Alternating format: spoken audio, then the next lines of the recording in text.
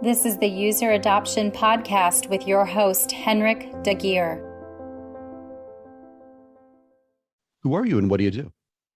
Hi, Henrik. My name is Alex Farmer, and I am the Vice President of Customer Success at a company called Cognite. Cognite is a data ops platform focused on heavy asset industry companies, manufacturing, power and utilities, and oil and gas. And we help them contextualize their data to make it easier to drive digital solutions across their employee populations. I also am the founder of a customer success awards program called Customer Success Excellence. I've been in the industry for 7 or 8 years, but who's counting?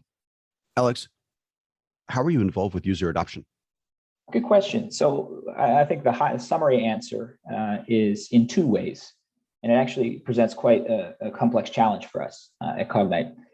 As I mentioned before, we provide a data ops platform for our customers. And what that means is we kind of warm their data layer and make it ready for them to drive digital solutions across to their employee population. But what that means is we are a B2B2C platform where we work with our solution builders in the IT or operations department to build digital solutions. And we also work with the end users of those digital solutions. So as a leader of the customer success organization at Cognite, we have kind of a dual interest in driving adoption of the core platform with our solution builders, and also giving them the tools and best practices to drive adoption of those digital solutions they end up building with the end user or the consumer in the B2B2C model.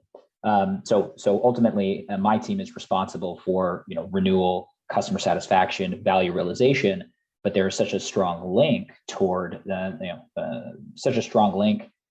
adoption of the solutions that are built. Right? We see, of course, that the more adoption from our solution builders means more solutions across the organization, and then the better we can make them at driving adoption across their end users, the more successful my team and then, of course, Cognite becomes, and that we've really embedded our core product into the business operations layer of the organizations that we serve. Alex, what are the biggest challenges and successes you've seen with user adoption? Our interests are very much aligned with our customers at the end of the day, right? We partner with our solution builders to ensure that they drive adoption with their end users. It's in our interest for them to do that. But of course, it's in their own interest because they're responsible for driving digitalization across these complex organizations. So I think the success that we've seen in driving user adoption is really kind of viewing, having candid and upfront conversations with our solution builders to say, look, the reason we're here is to make you successful, right? It's hard enough for you to drive digitalization in an industry that is incredibly complex with huge amounts of disparate data sources, and also with very intelligent and long tenured people. Right? You have, let's say, a offshore operator who has been in the business for 20 years that did something one way for 20 years. There's some serious headwinds to try and put a mobile app in their hand to make their life easier. We've also partnered with our solution builders to identify the champions in the sites that these solutions will be used. So whether it's at an actual factory or an offshore oil platform, we will partner with and identify end user champions that will drive the adoption within the place the solutions will be consumed, right? So we've seen real success in doing that as kind of one of our tactics in the overall close partnership we build with our solution builders.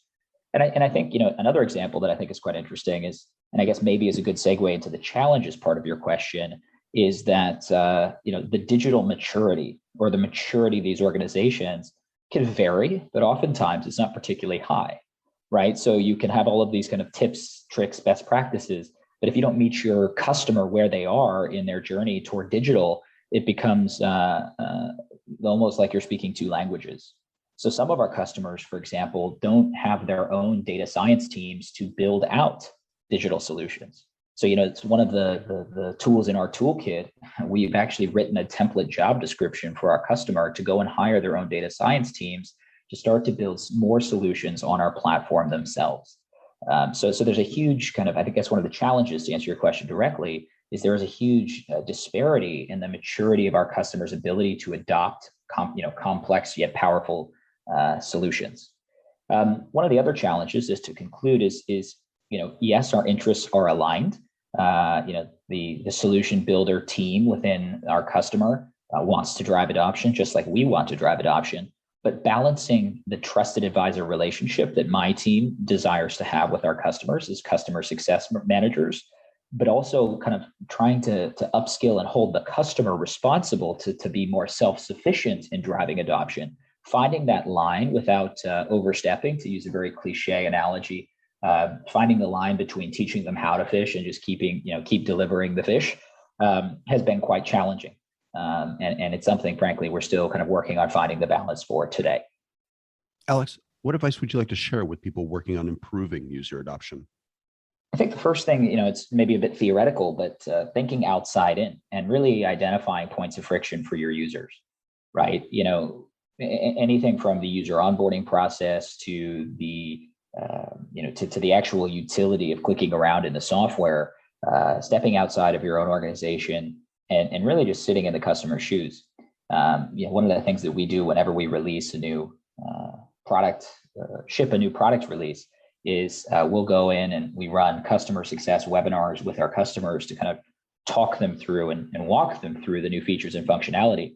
But when we do dry runs of those webinars, sometimes we'll find things that maybe made sense in the ideation phase, but don't really make sense on the ground floor to the end user. And it's an example of almost kind of prepping our release for our customer before we put it in their hands. One of the other things that we've seen work very well to drive user adoption is creating early adopter groups. So being really intentional in the release process about picking our flagship feature or maybe two flagship features and saying this is going EA before it goes GA, early adopter before general availability. And what that allows us to do is invite our most engaged customers, and sometimes strategically our not so engaged customers, because it also presents an opportunity to engage them, to join early adopter groups, which we host on our customer community. That allows us to kind of introduce customers to big new features in a calculated and measured way. But more importantly, it allows us to kind of position this feature as something that a customer, we're giving them exclusive access to, right? So we can kind of use these dynamics to suggest that the customer's getting something special that they wouldn't get normally. And they also connect directly with our product team in these early adopter groups, which will run from 1 to 2 months. And they'll be able to deliver direct feedback to our product team. So we get really strong user engagement, which predisposes us for strong user adoption of that feature once it's launched to everyone. And our product team gets to develop with the customer and make sure that what they're building is particularly tuned to the needs of their customer because we've created this early adopter process. That also helps drive adoption of our customer community generally, because we are running these early adopter groups on the customer community, which predisposes customers to lean in and speak to other customers on that platform. So we really kind of get a win-win-win while driving user adoption of those new features. And Alex, where can we learn more about user adoption and your work on the subject? Well, as I said at the beginning, my background is in customer success, but of course, user adoption plays an important role. I guess the short answer to your question is I haven't done too much work on that subject specifically. My expertise certainly is in customer success as a generalist. As I mentioned before, I've launched a customer success awards program called Customer Success Excellence. And as part of the awards program, we will be publishing the nominees and things that they have done to drive customer success forward. So if you're looking for innovation as it pertains to customer success generally, which of course user adoption plays an important role there, would encourage you to look at the published artifact from the Customer Success Excellence Awards. You can find more on customersuccessexcellence.com. Other than that, I'm pretty active on LinkedIn, so look forward to connecting and engaging there in the future. Well, thanks, Alex. For more on this, visit useradoptionpodcast.com. Don't forget to please subscribe, rate, and review. And for a book about this, check out useradoptionbook.com. Tune in next week for the next episode. Thanks for listening.